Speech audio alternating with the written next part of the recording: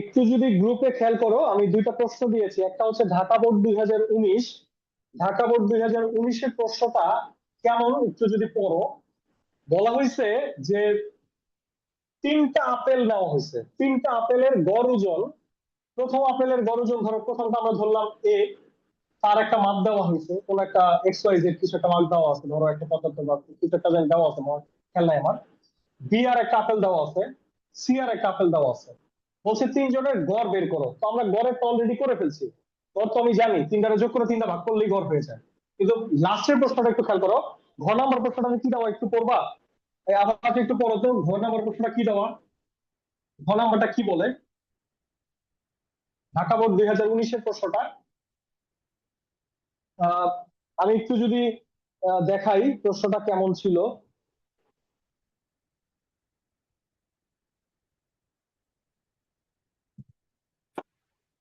প্রশ্নটা ছিল যে এই তিনটা আপেলের গড় ওজনের ভিত্তিতে, তিনটা আপেলের একটা গড় ওজন আছে, সেই গড় ওজনের ভিত্তি, সেই গড় ওজনটা হচ্ছে এভিজি। এভিজির মান হচ্ছে a plus B plus C divided by 3। এই গড় ওজনের ভিত্তিতে মোট ওজন নির্ণয় করতে হবে 20টা আপেলে। আমরা আমরা ধরে নিচ্ছি এখানে, এই যে আমাদের সাথে আজকে ক্লাসে যারা জয়েন করছে, আমরা ধরে নিলাম হচ্ছে রিয়ার বয়স 10 বছর, আকাশের বয়স 11 বছর, আর রায়ানের বয়স 12 বছর। এভারেজে তিনজনের গড় বয়স হচ্ছে 11 বছর। এই 11 বছরের ভিত্তিতে এই যে এখন ক্লাসে যে 5জন জয়েন করছে তাদের মোট বয়স কত, এটা বের করতে হবে। তুমি কি প্রশ্ন বুঝতে পারছো কিনা? যে তিনজনের গড় বয়স 11 বছর, তাহলে মোট 5জন, মানে 5জনের মোট বয়স কত, কি করতে হবে? প্রশ্ন বুঝলে একটু রেসপন্স করিও যে আমি প্রশ্ন বুঝতে পারছি। মানে আমার কাছে 2 টাকা আছে, আবাসের কাছে 3 টাকা আছে, আর নিশাদের কাছে হচ্ছে 4 টাকা আছে। গড়ে আমাদের তিনজনের কাছে 3 টাকা আছে। এখন তিনজনের কাছে যদি 3 টাকা থাকে, তাহলে 5জনের কাছে কয় টাকা আছে? 3 × 5 = 15 টাকা আছে। তাহলে গুণ করতে হবে 20 দিয়ে। তার মানে 20 জনের কাছে মোটটা যদি বের করতে চাও, 20 জনের মোট, টোটাল আমরা কি ধরলাম, তো টি রে তুমি কি করবা, এই এভিজির মান যেটা বেরোবে, সেই এভিজির আচ্ছা, মানটাকে তুমি 20 দ্বারা গুণ করলেই তো তোমার হয়ে যাবে। এভিজির মান ইনটু 20, তাহলে তো তুমি টোটালটা পেয়ে যাচ্ছ। তাহলে এই ছিল প্রথম প্রশ্নটা। এইখানে যে সংখ্যা দেওয়া আছে, এগুলো তোমার কোনো দেওয়ার কোনো প্রয়োজন নাই, জাস্ট এগুলো প্রথমে বলে দিবা। ধরি এ ইকুয়াল টু প্রথম আপেল, বি ইকুয়াল টু দ্বিতীয় আপেল, সি ইকুয়াল টু তৃতীয় আপেল। তো তিনজনের গড় হচ্ছে এটা এবং টোটালটা হচ্ছে এটা। এখন আমার পুরো সামারি দেখা বলো, পুরো সামারি দেখা বলো আমার কয়টা ভেরিয়েবল লাগবে, এই পুরো ঘটনা ঘটাইতে আমার কয়টা ভেরিয়েবল লাগবে, কোন টাইপের ভেরিয়েবল লাগবে? এখানে তাড়াতাড়ি। 5টা ভেরিয়েবল। 5টা ভেরিয়েবল কেন? তিনটা সংখ্যা নেওয়ার জন্য তিনটা, তিনটা সংখ্যা নেওয়ার জন্য তিনটা, গড় বের করার জন্য একটা, এন্ড টোটাল বের করার জন্য, হ্যাঁ, রাইট, 5টা ভেরিয়েবল লাগবে। এবং আর ইন্টিজার অর এখানে ফ্লোট, হ্যাঁ, ইন্টিজার অর ফ্লোট, ফ্লোট অবশ্যই। ঢাকা বোর্ড 2019 প্রশ্নটা দেখে নিবা, গ্রুপে আছে। তাহলে প্রথমে আমরা শুরু করি, হ্যাশ ইনক্লুড stdio.h। আমাদের এখানে কোনো পাওয়ার টাওয়ার ফাংশন নাই, সো আমাদের main.h লাগবে না। ভাইয়া কনভিউটারে কোন সব ব্যবহার করতে হবে? অন্যও যদি তুমি স্ক্রিন ওই যে ক্লিয়ার রাখতে চাও, আমাদের এটা যখন রান করি তখন এক্সট্রা কিছু processing time, return, execution time, return এগুলা আসে। তো ওইগুলা যদি আমরা স্ক্রিন ক্লিয়ার রাখতে চাই তখন হচ্ছে কোনিওটা আছে। কোনিওটা এসেনশিয়াল কিছু না, যে প্রোগ্রামে থাকতেই হবে, not essential, just screen clear রাখার জন্য আমরা ব্যবহার করি। ওকে, এক্সট্রা ঠিক এক্সট্রা আছে। মনে করে এক্সট্রা খাতে আর কি, নাথিং এলস। আচ্ছা, এটা ফ্লোট টাইপের ভেরিয়েবল। ফ্লোট আমাদের ভেরিয়েবল লাগবে 5টা, এ বি সি, এভারেজ বের করার জন্য একটা, আর টোটাল বের করার জন্য একটা কি।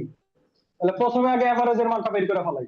এভারেজের মান বের করার জন্য তিনটা আপেলের গড় ওজন, মানে তিনটা আপেলের ওজনটা নিতে হবে।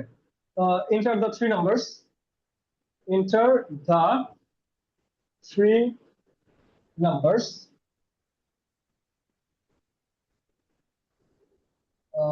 আমরা তিনটা নিলাম ওজন, নিব এই যে scan F, percentage F, percentage F, percentage F.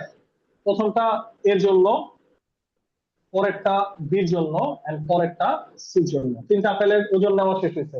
এবার গড়টা বের করতে হবে। তো গড় বের করার নিয়ম হচ্ছে এবিজি ইকুয়াল টু তিনটারে যোগ করে তিন দ্বারা ভাগ করলে গড় বেরিয়েছে। এবার যদি আমি টোটালটা বের করতে যাই, তো এই এভারেজে যে মানটা হিসাব হয়েছে এতক্ষণ ধরে, সেই এভারেজের মানের সাথে আমি 20 গুণ করে দিব, আমার টোটালটা বের হয়ে গেছে। এখন আমি টোটালটা প্রিন্ট করে দিব, শেষ। প্রিন্টার টোটাল ওয়েট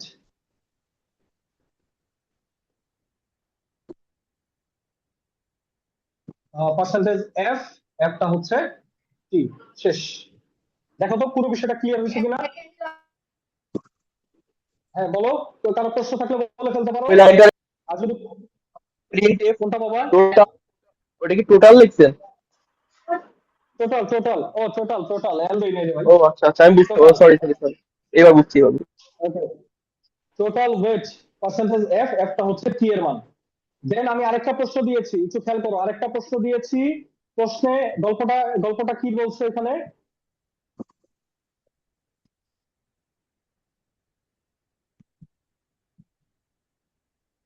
প্রশ্নের গল্পটা কি বলছে একটু দেখো তো। প্রশ্নের গল্পটা বলছে, এটা হচ্ছে মাদ্রাসা বোর্ড 2019-এর প্রশ্ন। প্রশ্নে বলা হচ্ছে যে জেবিনের বয়স, জেবিনের বয়স নাদিমের বয়সের 3 গুণ। জেবিনের বয়স নাদিমের বয়সের 3 গুণ, এই যে। আর তারপরে বলতেছে যে ফাহিমের বয়স নাদিমের বয়সের চেয়ে 5 বছর বেশি, নাদিমের বয়সের মান এক্স। তাহলে এই যে নাদিমের বয়স হচ্ছে এক্স, তো ওর সাথে কানেক্টেড আছে ফাহিম। ফাহিমের বয়স হচ্ছে নাদিমের চেয়ে 5 বছর বেশি। তাহলে ফাহিমের বয়সটা কত? নাদিমের বয়স এক্স, ফাহিমের বয়স নাদিমের বয়সের চেয়ে 5 বছর বেশি। তাহলে ফাহিমের বয়স কত? আমার কথা কয় না কেন? কত হইব? আমার বয়স 10 বছর। ও ওটা একটু বেশি হবে, আর 1 বছর বেশি হবে আমার। আমার বয়স 10 বছর, আমার বয়সের চেয়ে তোমার নিশাদের বয়স 2 বছর বেশি। তাহলে সেই ক্ষেত্রে কি আমার বয়সের সাথে নিশাদের বয়স 2 বছর যোগ হবে? তাহলে সেই ক্ষেত্রে আমার এই যে নাদিমের বয়স এক্স, ফাহিমের বয়স নাদিমের বয়সের চেয়ে 5 বছর বেশি, তাহলে এক্স প্লাস 5। আর জেবিনের বয়স, আর জেবিনের বয়স নাদিমের বয়সের 3 গুণ, তাহলে 3 গুণ হলে কি হবে? 3 × x। এই হচ্ছে পুরো বিষয়টার সামারি। এখন আমাকে প্রশ্নে জানতে চাওয়া হয়েছে, ঘ নম্বর প্রশ্নে আমাদের সি প্রোগ্রাম করতে বলছে। এটা হচ্ছে মাদ্রাসা বোর্ড 2019 প্রশ্ন দেওয়া আছে গ্রুপে, একটু দেখবা। আহ, এখানে বলা হচ্ছে জেবিনের বয়স নির্ণয় করার জন্য সি ধাপের প্রোগ্রাম লেখো।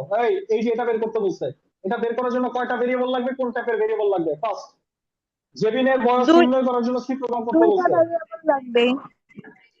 2টা ভেরিয়েবল লাগবে, কোন টাইপের variable? Float. Sure? Float? Sure sure. কেমনে বাবা? 3 দ্বারা একটা সংখ্যা গুণ হচ্ছে, তোমার কেন মনে হলো এখানে ভগ্নাংশ আসবে? ও তাও তো ঠিক। আর বয়সের মান তো আমরা পূর্ণ সংখ্যা হিসাব করি, তাহলে ইন্টিজার। একটা হচ্ছে জেবিনের বয়স বের করব, আর একটা হচ্ছে ওই যে নাদিমের বয়স এক্স নিব।